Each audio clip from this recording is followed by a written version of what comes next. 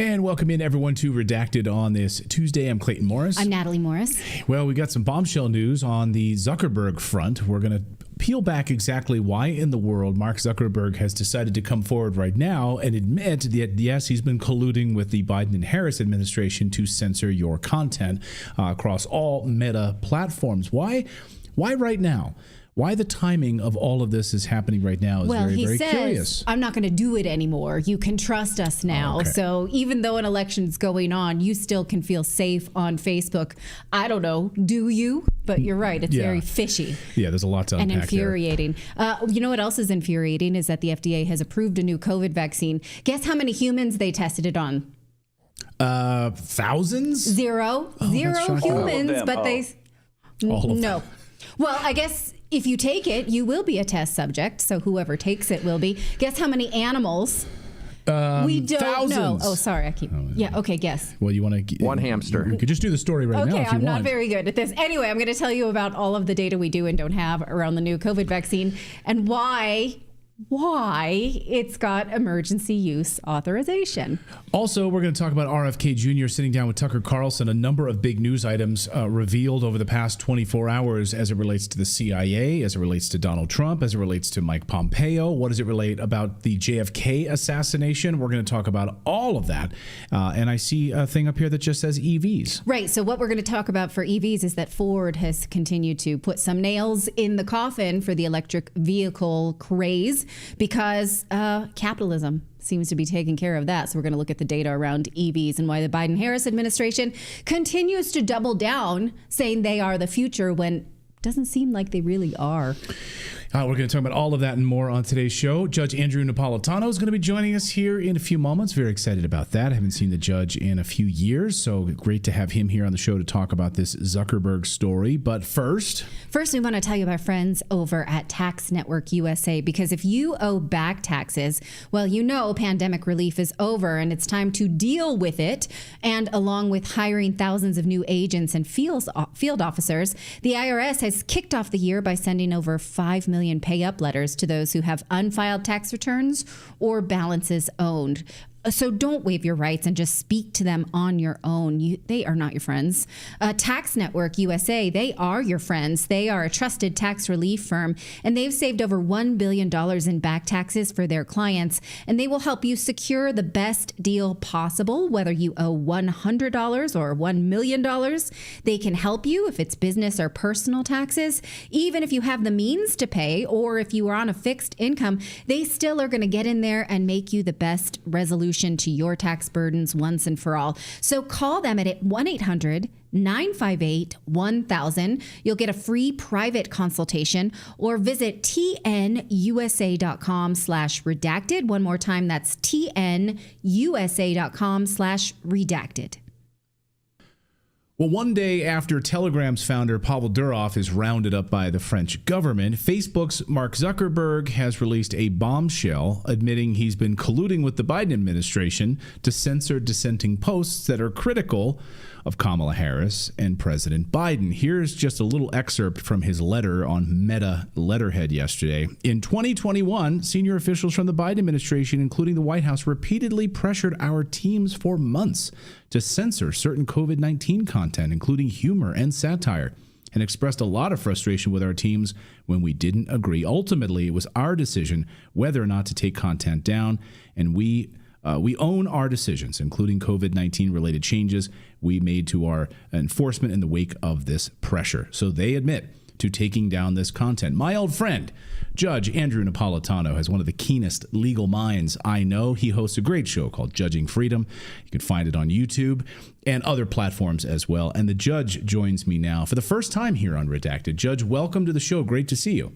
Thank you, Clayton. It's a pleasure to see your face and hear your voice. We once worked together almost every day at our former employer, and I'm thrilled to be back with you. And congratulations on your fabulous success with Redacted.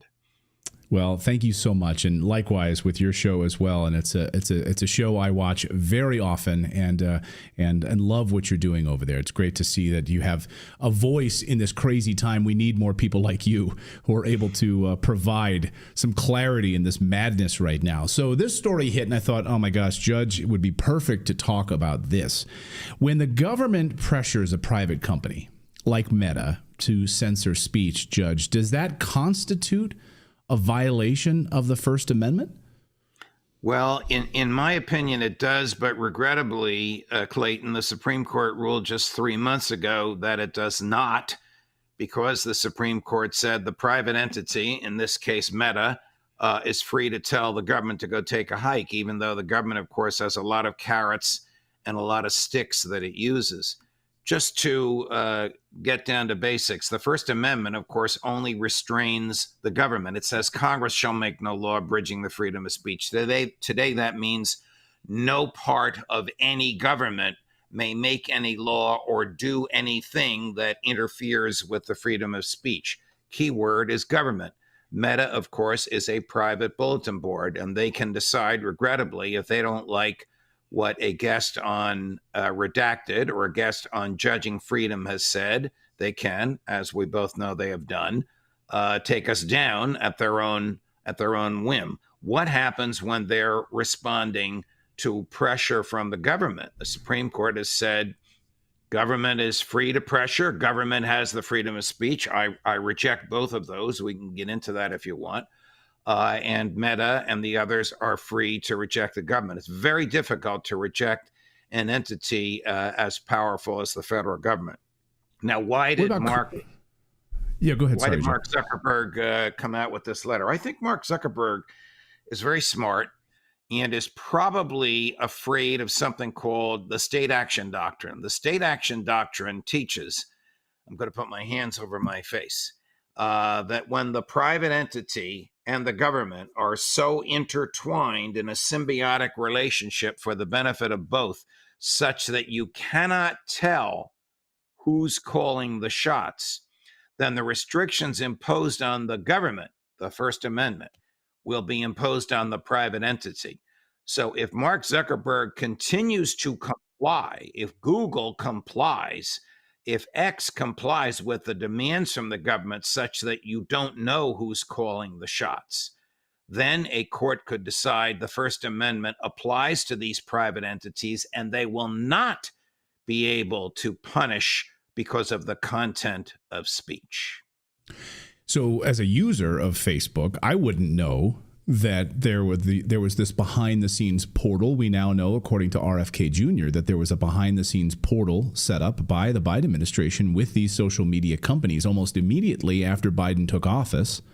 In order to work with these social media companies, they could send emails directly via this portal to Facebook, to Twitter at the time under Jack Dorsey, and ask for posts to be taken down. So how would a user know the difference? I mean, it seems to me that the user would just believe it's Facebook, and there's really no daylight between Facebook and the Biden administration at this point. What you say is a very keen observation. And Bobby Kennedy, full disclosure, a longtime friend of mine, neglected to say that the portal was crafted in the Trump administration. I doubt that President Trump knew about it because he's been victimized by all this stuff, but it was his DHS that created the portal. But interesting what you say, Clayton. The test that the courts would apply is, what does the average user think?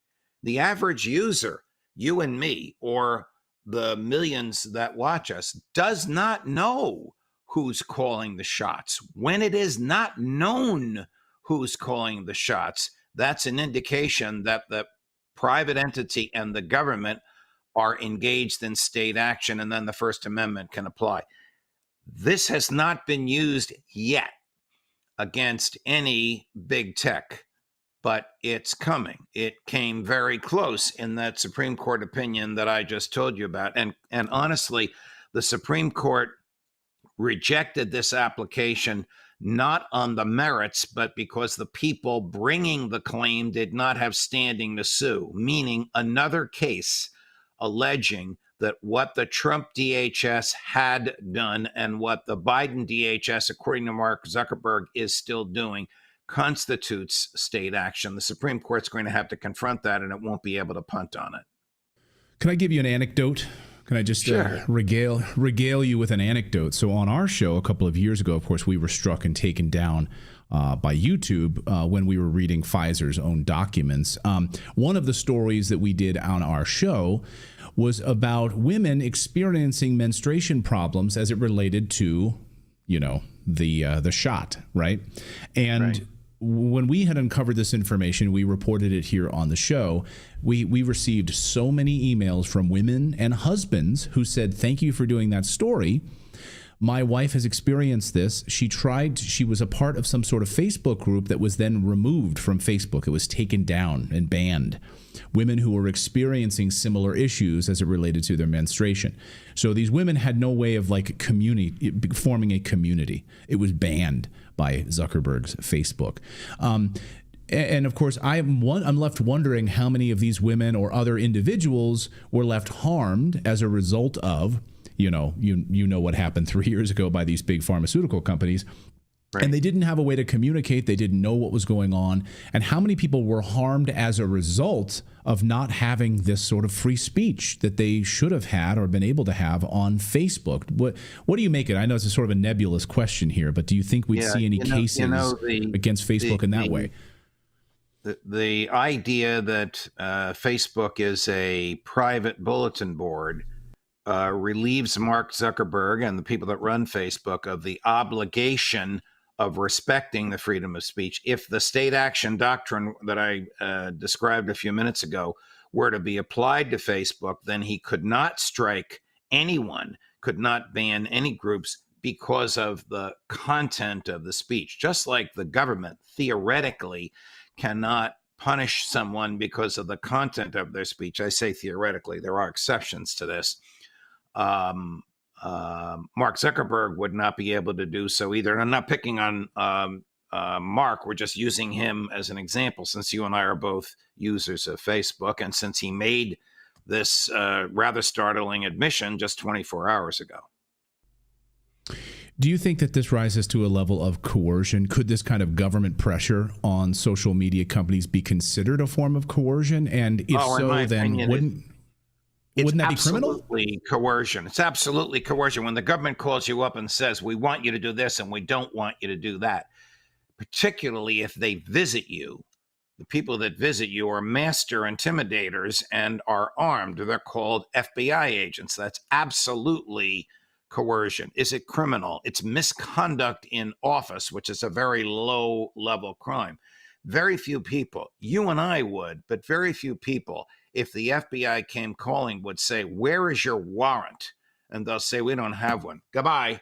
Close the door. Very few people would do that. Most people seem to feel, particularly if you're a graduate of a public school, aka a government school, that the FBI are good people, they're searching for the truth, and I should cooperate with them. That, of course, is hogwash.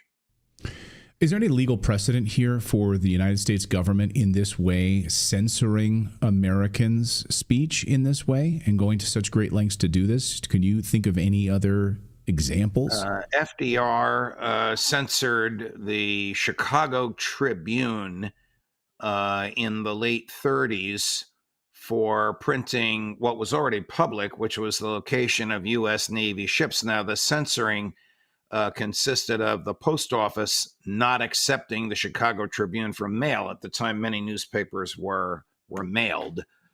That's the only historical example that I can think of in the modern era. There are many examples of this pre-World War II. There are no examples of it post-1969.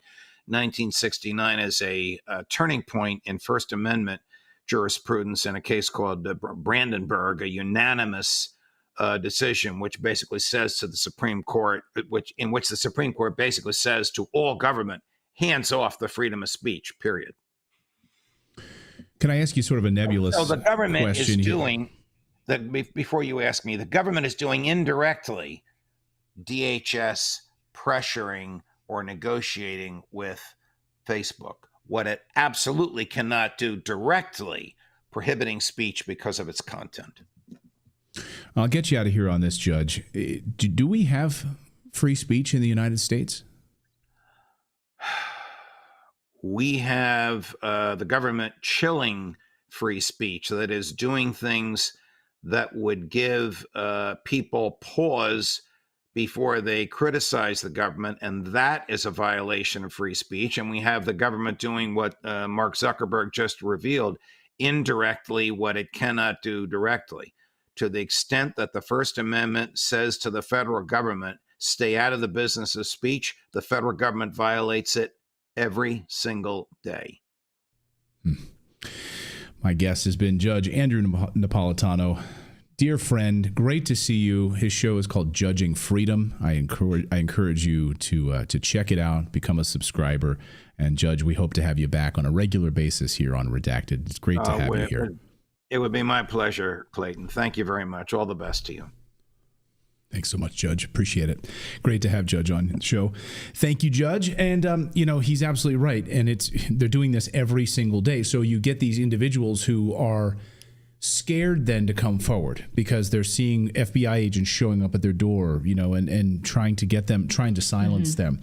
And so it's having a chilling effect on free speech. The thing about the Zuckerberg letter that absolutely kills me is him saying, well, knowing what we know now, we wouldn't have done it this way. But the things that they censored were trying to help him to know what we know now. So think of the people who were censored: Peter McCullough, Dr. Jay Bhattacharya, who were just asking about COVID lockdowns, about natural immunity, about vaccine trials. You were not allowed to ask those things. Those things were censored.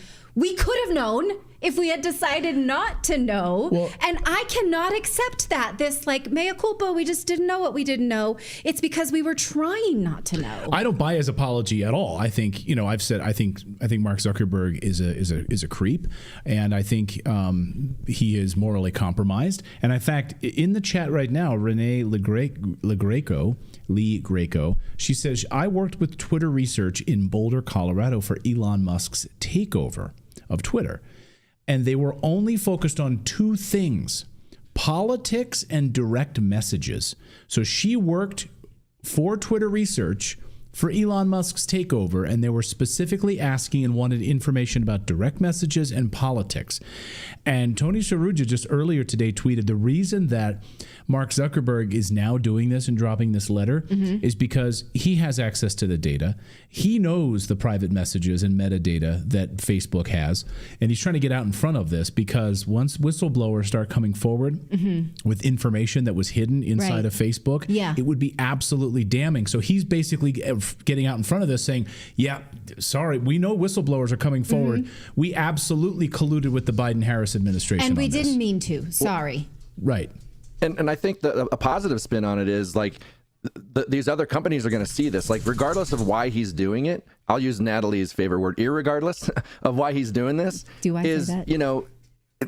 No, you don't like when people say that versus regardless. Right. But regardless, this is a step in the right direction, because even if he's doing it because he's fearful of the Trump campaign going after these companies or whatever, hopefully it opens the eyes of YouTube and all these other companies that are going to have the same exact information in their back end, and they're going to be open to this as well, and possible whistleblowers and stuff. So I'm hoping that even if it is, something that he's doing for nefarious reasons, that it could actually end up helping free speech on these platforms. Right. And so the assumption of the thing that I also think is missing here is he's admitting the FBI made up a load of lies in order to get things censored for Hunter Biden and the Biden family. Who did that? It was during the Trump administration. The FBI is lying for censorship goals.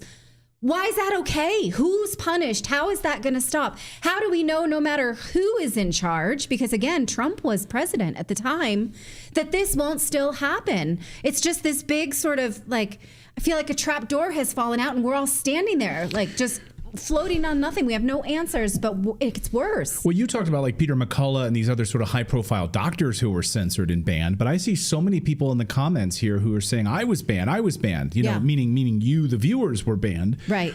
And so it's one thing to have doctors banned. Of course, we know that these high-profile doctors who were spreading the news about COVID and the vaccines and all of that stuff, right? They were banned. But then you have plenty of you guys watching right now who are also banned across Facebook for posting a picture, or posting a meme or a piece of satire or asking questions. And so it shut down conversation. Yeah. Not just from those high-level Peter McCullough people. Conversation that turned out to be valid. Yes. Well, what I I want was to know going to say, remember the Nancy Pelosi video? Sorry, Philip, the delay. That's okay. Go ahead, Philip.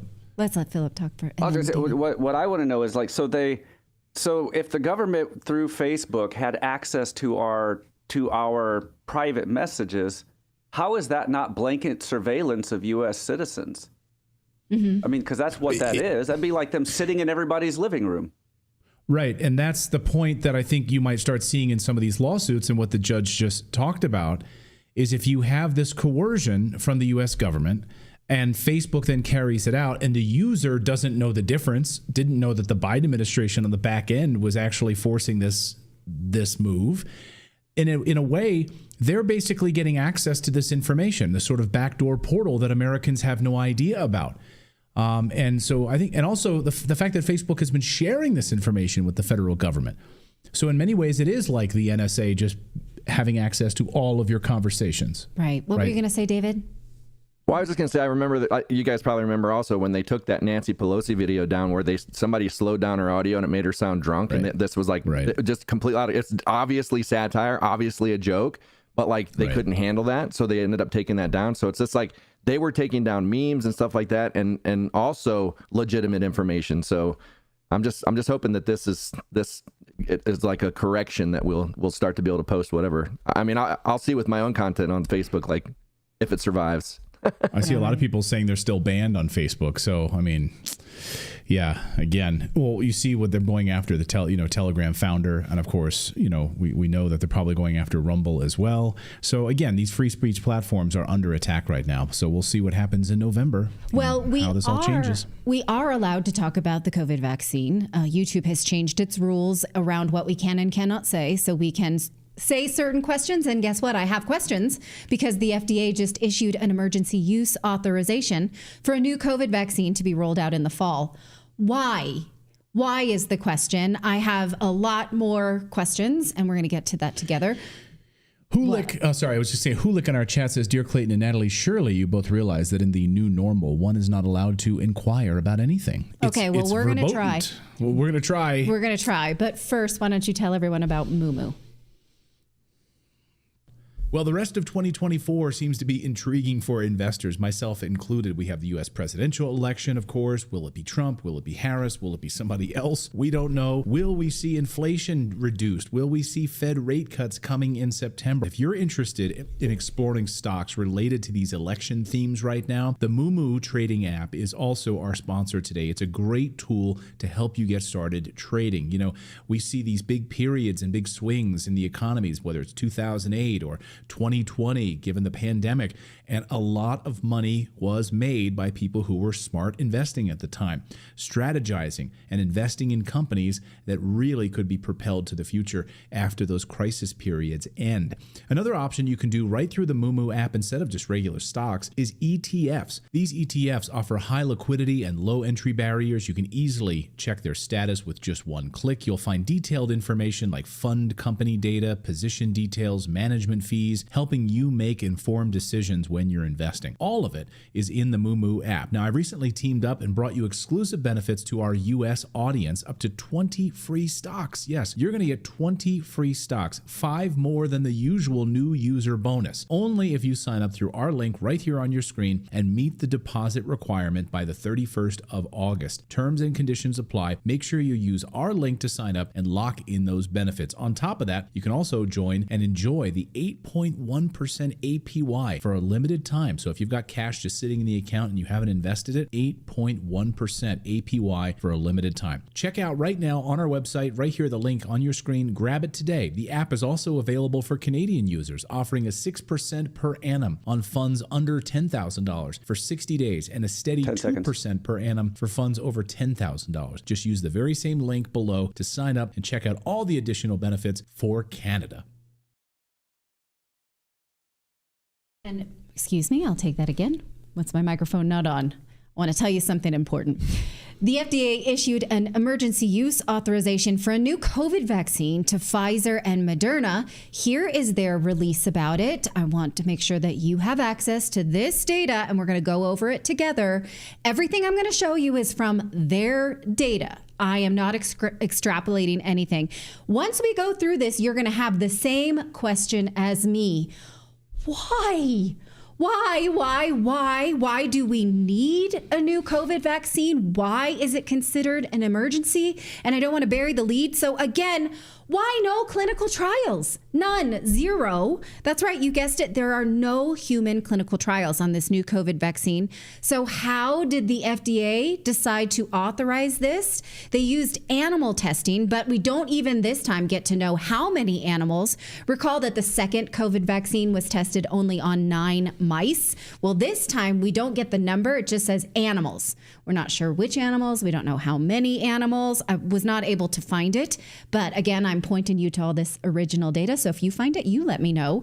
Now, what both vaccine fact sheets say from Moderna and Pfizer is that they based their decision on clinical trials from the original COVID vaccine.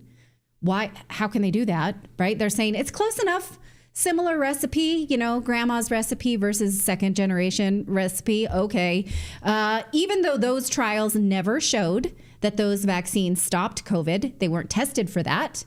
They only tested for symptoms, meaning did people sneeze and cough after getting the vaccines. They never tested if they lessened the severity of COVID, and they never tested whether they prevented death or hospitalization.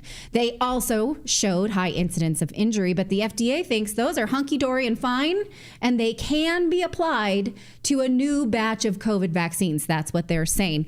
Here's what we know about what they're calling non-clinical trials, is that the non-clinical data reviewed on the Moderna vaccine was used with laboratory animals. We don't know which ones anymore. We don't get mice or pangolins or what have we used before? What was it? Monkeys or what have you. Yeah. So now they're just saying some laboratory animals elicited higher neutralizing antibodies compared to the previous formulation or other variants. Now, again, they're not saying they didn't contract COVID. They're not saying they had fewer symptoms. They're not saying anything about severity, just that they showed antibodies in their blood. That's what they think is fine. Here's what Pfizer says about their clinical trial. Again, non-clinical data demonstrating that Pfizer vaccine, when administered to vaccine naive and vaccine experimented laboratory animals, again, we don't know which kind, elicited higher neutralizing antibodies. So we know nothing about contraction. We know nothing about severity of contraction or disease, nothing. And what about the risks? Well, we don't know because we didn't get any human tests. But they do have the same warnings about myocarditis based on original trial data. Okay, what though about the strain of COVID that this vaccine addresses? This vaccine is meant for Omicron variant KP.2, but that variant is like mom jeans. It's out of fashion. Take a look at the CDC data from today showing that KP.2 is one of the least popular variants, responsible for less than 3% of infections right now. In fact, the most popular variant right now is KP.3.1.1. In this CDC announcement about that variant, they admit that COVID no longer causes severe illness. You guys. That's what the CDC is saying. Just so we're clear. Yeah, can we just leave that up full screen and we can all stare at that with our mouth agape? This is the CDC saying COVID-19, quote, no longer causes severe illness on the scale it once did, end quote. Yes. So how do we know that we need a vaccine for something that does not cause severe illness? Also, how do we know that a COVID shot for KP.2 would even apply to KP.3.1.1? We don't know at all. The FDA says that here they expect that to happen. The updated vaccines are expected to provide protection against COVID-19 caused by circulating variants, barring the emergence of a more markedly infectious variant. They expect it to happen. So notice how they're not saying we know that it will, or we really think that it will, or data shows that it will. It's just like, we expect that because we've been saying that all along. That's not science. Well, hang on. So, no, how does that compare to a placebo? So like how would they be able to tell if it's any more effective than a placebo would be? Because it sounds to me like everything they're describing is if it's such a minor thing anyway, then how would they? I would like to see that. That's yes, me too. Science 101. Exactly. A control group. Test it. A control group. No. Their conclusion is they expect their conclusion. That's it. Their conclusion is that they expect their conclusion. Yes. So you don't need a control group, Philip. This is the new science. Right. I know. I should have went on to get my master's because then they would have told me that that's how true science is done. You just expect the results and you don't have to test for them. Oh my God. Yep. And so what they're saying here is that they need to reassess the composition of the COVID vaccine annually, much like the flu vaccine, meaning the flu vaccine, which is made for the variant that they think will be the most popular in the upcoming months. That's how they're going to formulate COVID vaccines from now on. But what about the emergency bit? Why is this worthy of an emergency use authorization? Well, you can assess for yourself. Here's the data on COVID-related emergency visits. You can see that they are down by 2.6% from last month, and they only account for 2.5% of all emergency room visits at all. Take a look at this state-by-state data. No state has even a substantial percentage of COVID emergencies. You see, if it were even substantial, it'd be orange. All we've got here is a smattering of yellow states with slightly high emergency room visits. Now, what about COVID-related hospitalizations? Well, those are trending up from the summer decline, but recall people are going back to school, so infection rates are expected to rise. Oh, you mean like the flu every year? But yeah, let's parse this data by age group, and it will show us exactly what we have always known, that the highest hospitalization rates are in people 65 and over. That's that blue line that you see right there is 65 plus. And in fact, what we know is that young people are not at a high risk for COVID hospitalizations or infections, even though the FDA is now suggesting everyone over 5 get a COVID shot. We are not seeing an emergency for anyone under 65. Okay, but what about COVID deaths? Yeah, go ahead, David. Well, I was going to say that previous chart, I would like to overlay the flu season on top of that and see how similar it is. Well, okay, I was looking at, like, let's think of it, every week for the last, like, say, month, about 20 to 50 people have died of the flu. Whereas what they're saying is that COVID deaths are in the 300 to 400 per month. But what we know, in fact, let's take a look at COVID deaths, because, you know, the data does show that it is a little bit higher than flu deaths. But we also know that we don't get accurate data of people who die with COVID and people who die from COVID. So this chart shows high rates of death during the peak of the pandemic, but we can't know if those were comorbidity deaths from something else. Also, a lot of them are from deaths for people that had positive COVID tests, but we now know that the COVID test, the PCR test, has a 95% fail rate. So we don't know how much to trust this chart, but we do see that deaths are low enough that it would not constitute an emergency. I think we can at least all agree about that. Right. Well, what is an emergency, right? So under Operation Warp Speed, which was, of course, put into place by President Trump, and Operation Warp Speed basically gave the government the Pentagon powers to fast track these drugs through emergency use authorization and avoid all of the regulatory hurdles that they would normally go through. As journalist Max Jones pointed out, he was a guest on our show a few months ago. He wrote a great piece for Unlimited Hangout about how they're trying to create a permanent new emergency use authorization platform so that everything becomes an emergency, because, as he pointed out, Moderna basically almost collapsed beforehand. beforehand because they had to go through normal human trials and regulations, and they had to deal with actually proving that their vaccines worked.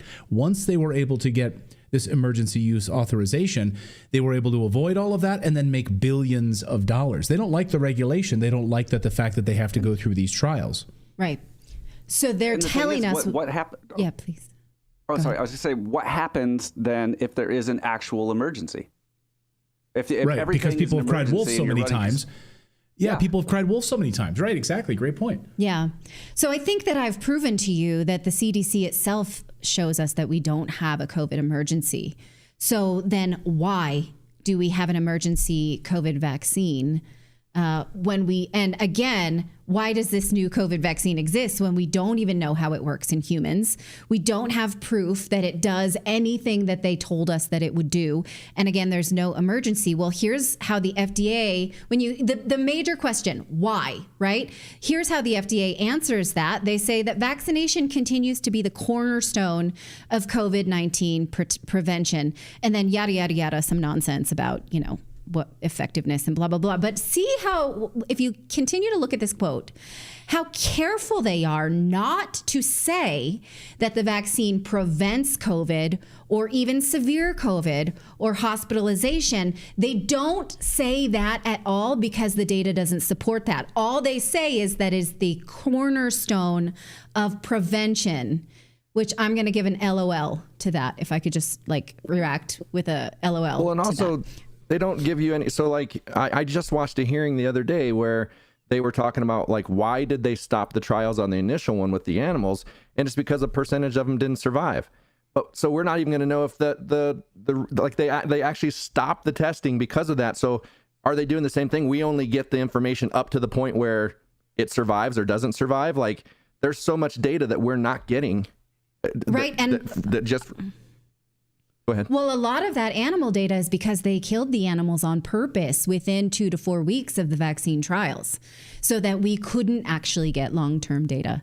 I believe that we went over that in 2022. I can look over my notes if you'd like. But yes, that is quite purposeful. So, okay, you decide if you think that this all constitutes an emergency that would then have you running out to get these new shots that were only tested on animals. That's for you to decide. And I present this last bit to you with a little bit of Schadenfreude. I admit it's petty, but I'm going to do it. What political party, Clayton, was the most likely to get the COVID shot? I think the Democratic Party. Yes, Democratic Party. I like this Reason headline calls them the party of COVID authoritarianism. Yes to that. Well, now the CDC has also admitted that COVID vaccination is a risk factor for contracting COVID because it lowers your immunity. And now we have a lot of data showing that the more shots you get, the more likely you are to contract COVID. If you want that data, write me on X. I can send it to you. So is it any wonder then that COVID cases are soaring from people who went to the Democratic National Convention? I'm not saying this is related, but is it, given that they love COVID vaccines so much and then they are contracting COVID at a high rate after their convention? I don't wish them any harm. I hope they all get a nice dose of natural immunity that will last them through the flu season.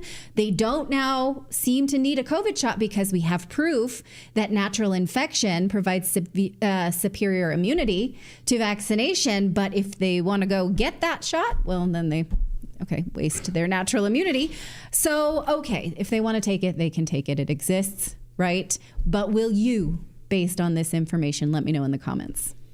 All right, we've got more news to get to here on your Tuesday. We're going to talk about RFK's revealing and shocking information about the JFK assassination. Would he, in fact, take over at the CIA?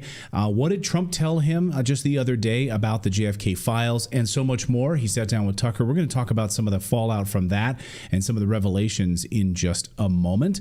But first, we'll tell you about American financing because interest rates are dropping. We expect them to continue to do so. So now is a good good time to think about leveraging your assets and not living your life on expensive debt products like credit cards. Because of course we know that even though interest rates might drop, prices for everything is up. It's expensive out there, groceries, gas, whatever it is. So don't live your life on high interest credit cards just to make your monthly expenses work. Think about leveraging your assets such as your home. This is something that wealthy people do all the time. They think about what they have that they can leverage bad debt products for good debt products. And that's what American Financing will teach you. They will look at your finances and your assets and come up with a custom plan. They've been saving their customers an average of $800 per month. That's like a $10,000 per year raise.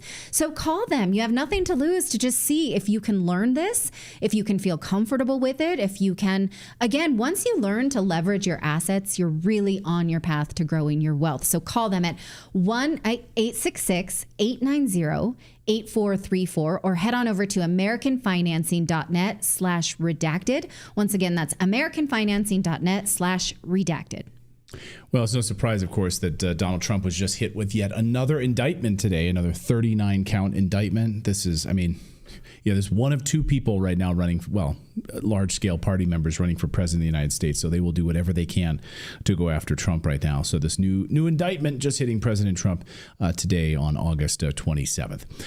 All right, let's talk about the election. RFK Jr. dropped some massive bombs last night on Tucker's show. These are deep state revealing bombs that are not going to make a lot of people happy, and certainly not in the CIA won't make the CIA happy. First, he revealed that if Trump asks him to lead the CIA, he would do it, but that the Senate would never confirm him, the House would never confirm him because they're too corrupt to confirm that nomination. He admitted that he'd be very bad for those people if he were put in charge of the CIA. Watch. A lot of roads lead back, unfortunately, to our most powerful intelligence agency. If you were asked, would you run it? Would you become CIA director if you were asked? I would never get, yes, I would, but I would never get Senate confirmation. As you know, the intelligence agency are protected by very, very powerful committees in the Senate and in the House that are all read into the project. And the people who serve on those committees are people who would, they would not, they're just safeguarding that directorship. And I would be very, very dangerous for those committees. Yes, very, very dangerous for those people. Do you think? These are the deepest of the deep state individuals. He's right. You have some of the most compromised members of Congress sitting in those committees. Let's just give you an idea of the House and the Senate. On the House side, you have Texas Congressman Dan Crenshaw, a guy who wants nuclear war with Russia and Iran. There is good old Dan Crenshaw, the man who absolutely, loves war. And then, of course, you have Mike Turner, also on the House side, serving Ohio's 10th district. There's the compromised Mike Turner. He's bought and paid for by the military-industrial complex, a guy who has fought tooth and nail to hide the government's secret UFO program, reverse engineering program, crash retrieval program. Of course, Wright-Patterson Air Force Base is right in his backyard. And just so you understand the context here, UFO whistleblower, government whistleblower, David Grush, who blew the whistle on all of this, was on Tucker's show and explained basically how corrupt Mike Turner is. And when Tucker asked him, when would the government release this information on these downed craft that are being held by the United States government, which we now know is a fact. You can feel however you want about it, but they're being covered up. They're being covered up. And Mike Turner is one of the guys leading the charge on this cover up. Watch. At what point will this become public? So I'm glad you asked that. So I mentioned the Schumer amendments, the UAP Disclosure Act of 23. It's currently in conference. It's part of the fiscal year 24 National Defense Authorization Act, which is what funds the DoD and IC. But right now it's in a perilous position because as I'm told by staffers on the Hill, the House Armed Services and Intelligence Committees are trying to block it, specifically Mike Rogers and Mike Turner. They believe it's duplicative. It's not going to assist Arrow in any way. However, having Mike Rogers and Mike Turner. The Mikes. And the thing is this provides Two of the dumbest people in Washington. So just pure tools of the national security state. So it helps them give top cover. It helps them declassify things.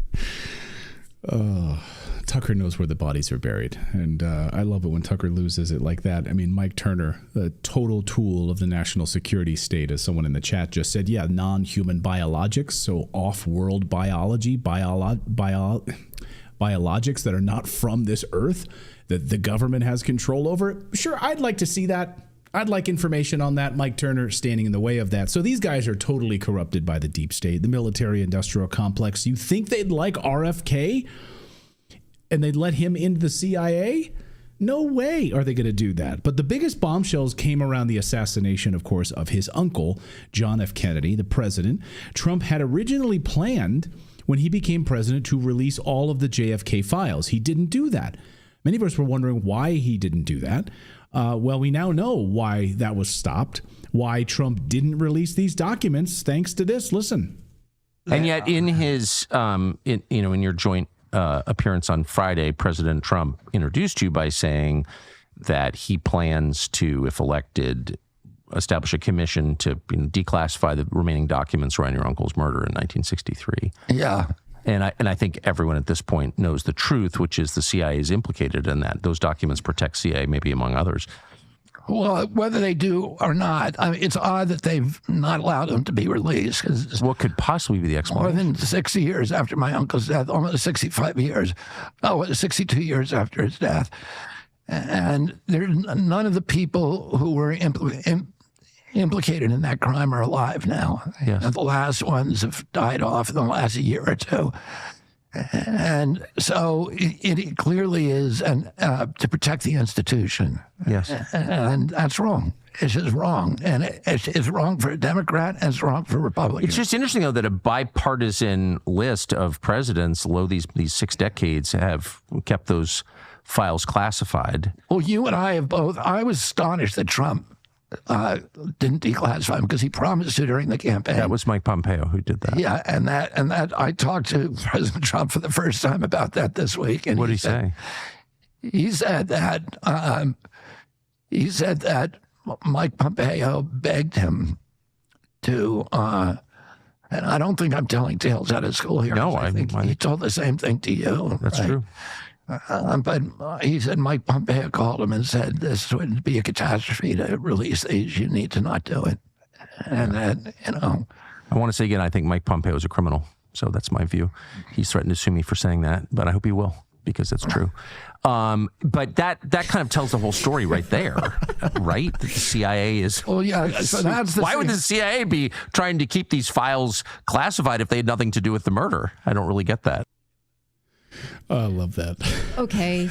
Yeah, that's what I was thinking. Oh, was that before or after he tried to murder Julian Assange that he said that? Well, he's really doing good deeds in the world.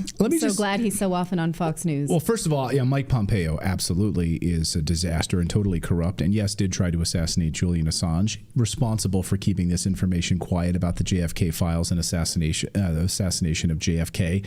And I hope to God that Donald Trump does not put him in his administration once again. He is, of course, a tool of the deep state of the highest order. And wouldn't it be great, though, if there is a lawsuit? Because with Tucker, I would love to see not Tucker, have to deal with that. But of course, the discovery process would be fantastic. No, any lawyer worth their salt is going to say you can't sue this guy because he's going to claim these things which are crime and truth is an absolute defense. Right. So he'll say, yeah, exactly. Show us the truth. In this discovery process, we would like to see this information. Let's talk about... He thinks that you ordered the murder of Julian Assange. Oh, but I did that. But I did that, so I can't show those documents. He thinks that you suppressed information to the American public. Yeah, I did that too. Okay, but I don't like it. He's hurting my feelings. That's also true. But by the way, we also have Mike Pompeo on tape admitting to all of us that at the CIA they have training programs on how to lie. He was at a West Point graduation and he said, we train at the CIA on how to be liars for a living. So I would love to see how that lawsuit would go. Really be fascinating in that process. I mean, all the evidence would be. The evidence would only be disclosed behind closed doors, and they'd basically be like, here's the start of the trial. They'd go behind closed doors. They'd come out and say, okay, case closed. Right. That's the only way they would do it. I mean, could they have a closed trial like that? I think that'd be maybe unprecedented. I don't know if they could do that. But I just want to say at a high level before we move on, in the past couple of hours, the past couple of days, you've seen President Trump in an interview admitting that he thinks President Trump doesn't like to admit when he makes a mistake. I think we all know that about President Trump. But he's been very candid in a couple of interviews lately, and most recently in the past 48 hours, where he talked about one of his biggest mistakes was putting people in his administration that were part of the deep state, putting people in his administration that were bad, basically, to use his words, bad people. And he said, look, when I came to Washington, I didn't know these people. I didn't know people in Washington, and I sort of relied on other people to give me names of individuals that they trusted, and I made a huge mistake. He's like, now I know the dumb people. Now I know the bad people.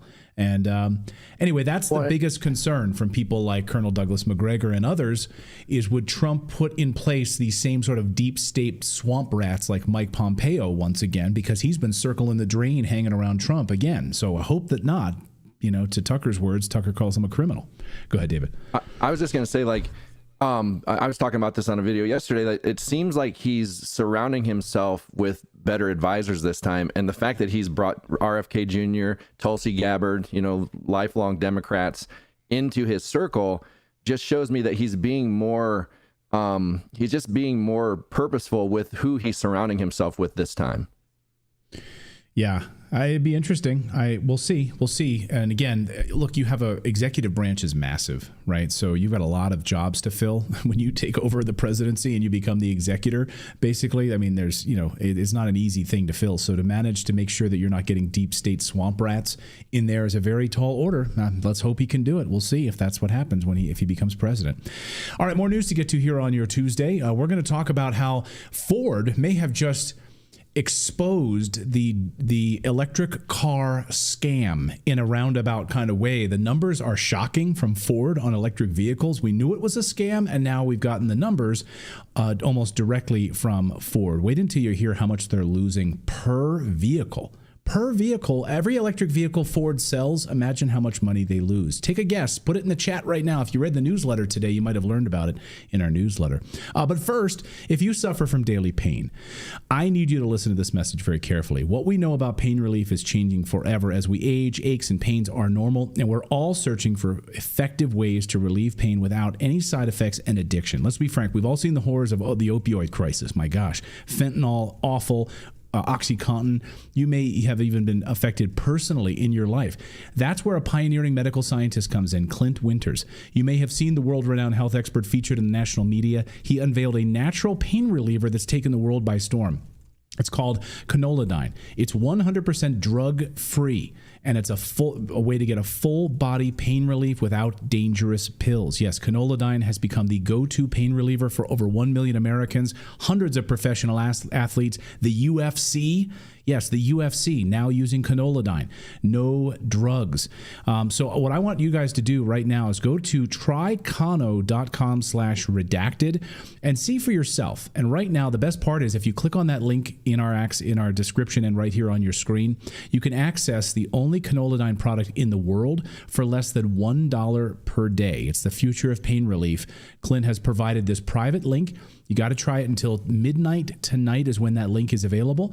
You're just days away from finally being able to beat pain forever. Go to trycano.com/redacted. Try it now and see for yourself. That's trycano.com/redacted. Well, Ford just dropped another bomb on the EV market, saying that they are instead going to focus on making hybrid cars instead of battery-powered electric vehicles because EVs pretty much suck and they don't sell.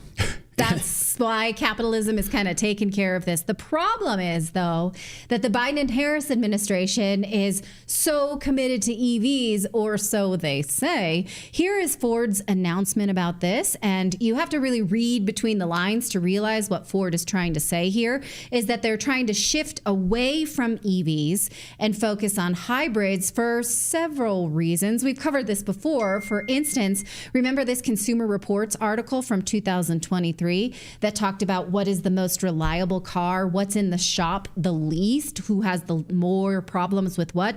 They found that EVs between 2021 and 2023 encountered nearly 80% more problems than vehicles that were propelled by internal combustion engines. Like, that's a lot, you guys. But take a look there. It shows that hybrid cars perform quite well. People actually like them, but it's interesting to note the difference. Take a look at this chart a little bit closer. The difference between plug-in hybrids, which seem to sort of be the worst of both worlds, and non-plug-in hybrids, which perform quite well because they seem to be the best of both worlds. Clayton is a new owner of one of those hybrids, not a plug-in hybrid. I would say happy owner of those, right? Happy, yes, very happy. Do you want to talk about your truck at all? No, but I'm just okay. You just like it? I just like it. I like that. Yeah, it's got gas. You're and a man. I'm a man. I got a truck. Plaid. Okay, just thought I'd give you a little testosterone. Just shot a Beard's squirrel. coming. No. No squirrels were killed in the preparation for this segment. Okay, also, people will buy hybrids, whereas they just simply refuse to buy electric vehicles. Recall last year, a group of dealers begged the Biden administration to pump the brakes on EV mandates. This man said that dealers have up to a year of inventory and they just can't sell it. Recall how he explained this to CNBC.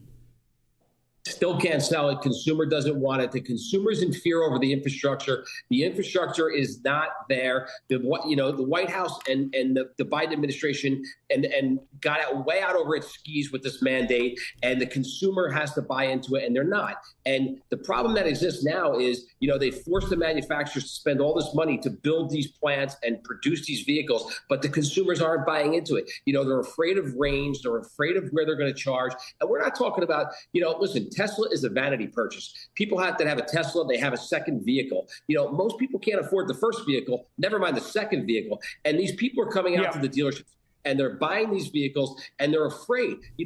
These are average working American people. They're putting their families in the car. Moms are driving their kids to school. Dads have to get to work. And, if they have to charge on the road and it takes 30 minutes to charge.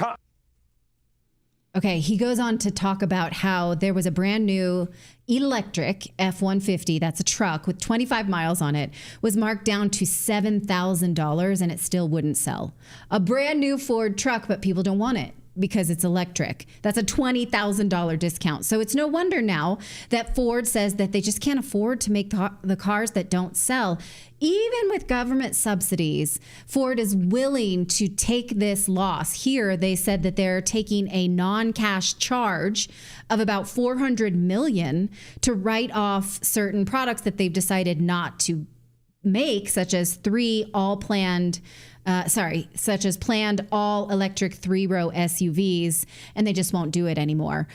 Also, they say that it'll cost them another $1.5 billion to shift away from production of EVs. Now, we saw about 2 years ago when Jeep announced that they were going to start making EVs, they had to shift their plants off to Mexico. Ford at least is saying, look, we can do this, but we're going to make hybrids in the U.S. that will lessen our dependence on foreign exports, and these are cars we can sell. So it will eventually be good for the economy, especially because, if you're buying this, that gas is bad for the environment, even though that has not been proven through environmental models.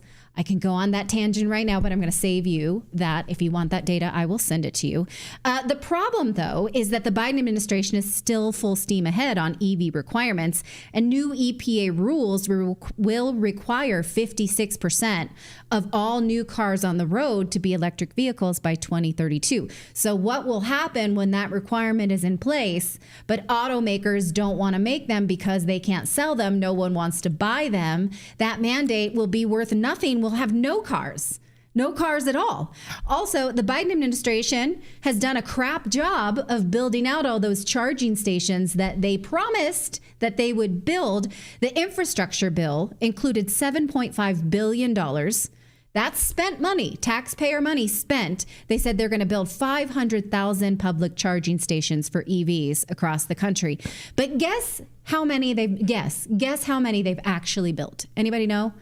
Charging stations, the Biden administration, 8 of them. They've built 8. 8. They've built exactly 8. They were supposed to build 500,000. That's just a little, around about $1 billion, a little under $1 billion per. I mean, what do they run those with? Like, what kind of Star Trek technology is installed in those charging stations? Oh, they're Could you imagine awful. if in 2032 going to a station to charge, the lines, you'd have to wait a half an hour in line for one car to move forward? Like, it would be insane the amount of time we would spend waiting to charge our vehicles. And it's expensive. I saw a meme recently where a guy charged a Tesla truck and it was $80. The woman's like, I filled my tank for $60. Like, why do I? And it took 5 minutes and not an hour and a half. I filled my truck for like $40 the other day At Costco. Mm-hmm. I mean, full $40. Yeah. $80 for a freaking electric charge? Right. Are you kidding me? I know, it's wild. Now, think for a second about these 8 EV stations that we as the taxpayers have bought. Can we put that back on the screen while we think about this? We've spent, the previous one. Yeah, about, like Philip did the math, about $1 billion per station that we've built in 2.5 years. Meanwhile, we've bought Ukraine F-16 jets, missile launchers. We built an entire pier in Gaza that was then destroyed a few weeks later. But when it comes to fulfilling promises at home, we are short 499,992 EV stations, probably in part due because EV stations require solid power grids to charge cars. Most states and municipalities just don't have that. They lie to us when they say it will be easy as pie to just charge everybody's car. Clearly it's not, especially because we don't have nuclear power anymore especially in California. These are the kind of straight talk details we should want from politicians saying, we'd like to do this, but the math doesn't add up. And so we're going to have to rethink it and look at the actual climate models that show us why we may or may not want to do that. But that's not what we're getting from Kamala Harris. Does that mean that, okay, sorry. Go ahead. I was going to say, does that mean we're going to get refunds then when they finally realize this isn't going to work? Are they going to refund us that money that we gave them to build these 8 stations? Yeah. Probably not. I would like to write that down on my taxes, but most likely not. Now, Kamala Harris has not been very forthcoming on her climate strategy, but the New York Times said that her strategy is to equate climate change with freedom. This is some truly dizzying propaganda that I can't quite get my head around, but they're saying that this is her campaign strategy.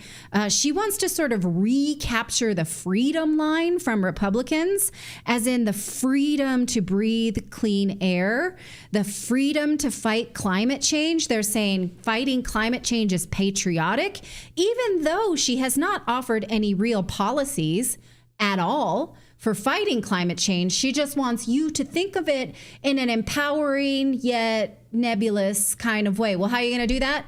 I'm going to do it. That's what she's saying, basically. Well, I'm confused by this because you are currently free to fight for climate change as much as you want. To your liberal heart's content, you can do it. You should do your homework if you do it and know what you're talking about, but you are free to do it. The conversation says that this is a tactic, that she's being vague as a tactic. That's kind of funny. I would say she's being vague on purpose because she is vague, not as a tactic. Because she's an idiot. Yeah, there's a bit of a, vapidness there when it comes to the substance and the study. Like, what then? What do you believe about climate change? Where have we got it right? Where have we got it wrong? And where do we not know yet? They're saying, oh, she's just not telling us because it's a tactic. It's like she's got a rabbit in her hat. She's got something in her back pocket. Going to get surgery and your doctor's like, I'm not going to tell you exactly what I'm going to do. We're just going to knock you out and then we're just going to do it. I'm going to fix it. Don't you worry your pretty little head. I'd say that's a little patronizing, but they're saying that that's, ooh, wait and see what she's got about climate change. But at least in the case of Ford, what we see here is capitalism taking care of something that does not actually improve the marketplace.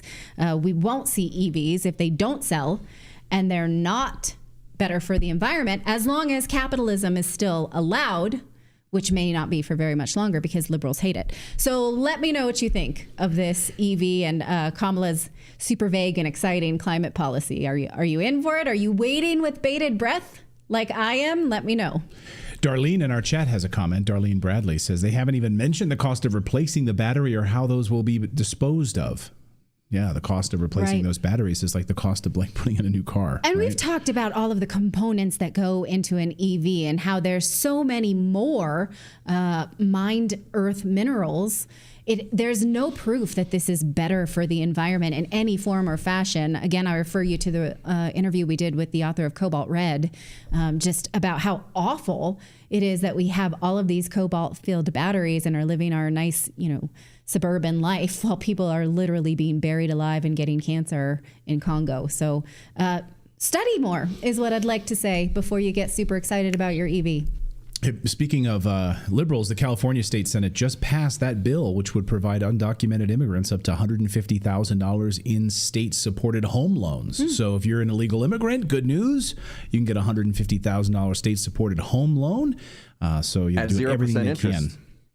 Yeah. Oh, doing everything exactly 0% interest. So yeah, it's a good time to be an illegal immigrant in the United States. And of course, this grand jury in D.C. just returned this indictment against President Trump, 4 charges accusing him of attempting to subvert the election. And again, I think 39 total counts in it, but 4 different charges attempting to subvert the election. So again, the lawfare. We'll look into that tomorrow, you guys. We will. It'll be in the newsletter tomorrow. We've got our daily newsletter. You should all subscribe because it's totally free, delivered to your inbox. You can read it over your cup of coffee or over your lunch break. Just go to redacted.inc, put in your email address. We never sell your email address or anything like that. And you have to even confirm that you want to receive the newsletter. So you'll receive a welcome email from me, which is just Clayton@redacted.inc. Click confirm. And then tomorrow morning on Wednesday, you will receive the newsletter first thing in your inbox. And it's a great way to stay connected. And we cover about 4 or 5 of the big stories of the day, plus a little humor in there to start your day. So it's the Redacted newsletter, not run by corporatists. Go to redacted.inc to sign up today.